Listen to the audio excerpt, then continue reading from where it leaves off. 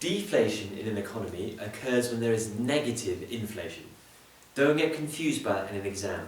If you get inflation, let's say, that goes from 2.5% to 1%, it's important to know that prices haven't fallen. There is still inflation, but inflation has increased at a slower rate. If instead inflation went from 2.5% to -1%, then prices are falling. That's when we see deflation, when there is negative inflation. Okay? So, deflation can occur when there is negative inflation. It can occur from either the demand side or the supply side of the economy. So if for some reason there is a reduction in the costs of production for firms, well, that's a great thing. If that's the reason inflation is going down, then great. Or if there is an improvement in the productive capacity of the economy, and that reduces costs pushing inflationary pressure, that's great as well. So if inflation falls on the supply side, maybe through a cut in VAT, for example, or whatever it might be, supply side deflation is considered okay, because it accompanies an increase in growth. So we're not too worried about that. In fact, in the short term, that can actually be quite nice and quite beneficial. Demand side deflation, though, is horrible. It's dangerous. Deflation is dangerous on the demand side, because it can lead to a deflationary spiral. Just look at Japan. Japan in the 1990s, my goodness, suffered a ridiculously massive banking crisis and a huge plummet, a huge fall in aggregate demand. Picture the diagram in your head. When aggregate demand shifts a long way to the left, what happens to the price level? It falls, doesn't it? Demand pull inflation repression just completely disappears. And in fact, in Japan, they suffered deflationary problems as a result. And because it was demand side driven, they actually fell into a deflationary spiral, which they've suffered with for the last 20 years. It's been crazy. So deflation from the demand side is so dangerous because it's very hard to get out of. It can cause a spiral. The reason it can cause a spiral is for three main reasons. One, consumers are going to delay their consumption. If they foresee deflation to occur for a long period of time, it makes sense for them not to consume now. If they expect prices to be falling in the next 2, 3, 4 months, what the heck is the point in buying now? You may as well just wait until the future when prices have fallen and pay then instead. The problem is, if everyone does that, aggregate demand will fall even more and will make the problem even worse. Similarly, what are firms going to do? Firms are not going to be happy if consumers are not willing to buy, so they're going to cut their prices, they're going to discount heavily, and that's just going to make everything worse. So in Japan, they saw that, and in fact they still see that to the day.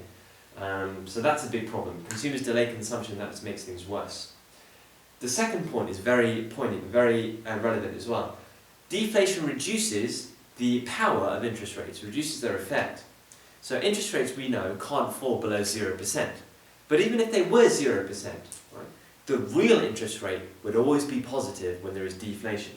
Consider, let's say the current rate of interest is 0%. Right? But if inflation in the economy is at -2%, the real interest rate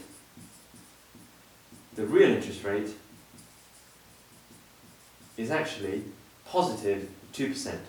To work out the real interest rate, you're just trying to discount the effect of inflation. So it's the nominal interest rate minus the inflation rate. So 0% minus -2 is positive 2%. So therefore, the effect of interest rates is negated because the real interest rate is still positive.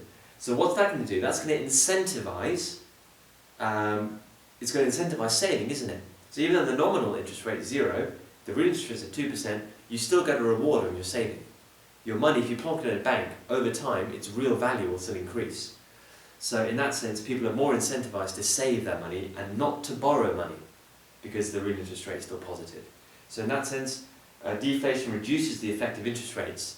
So the standard response to this deflation is to reduce interest rates, massive expansionary monetary policy to try and stimulate aggregate demand, reduce interest rates, but the effect will be negated because of this problem. And finally, deflation increases the real value of debt. This is a huge concern. Consider yourself as a worker, right? You're a worker in time of massive deflation. What's going to happen to your wages? Well, if firms are cutting their prices and are seeing massive reductions in profits, your wages are likely to fall too. You've also lost bargaining power because things in the economy become cheaper, so you don't need higher wages. So therefore firms cut wages, which means your debt, which holds a constant value, suddenly in real terms has become much higher. It's become much bigger. So you take out a mortgage, let's say your mortgage, the loan to buy a house, let's say it's £200,000 that you're taking out. Right? Let's say because of deflation, right, your wages have now fallen. The real value of that debt is increased. It becomes much harder to pay that debt back now as your wages fall because of deflation.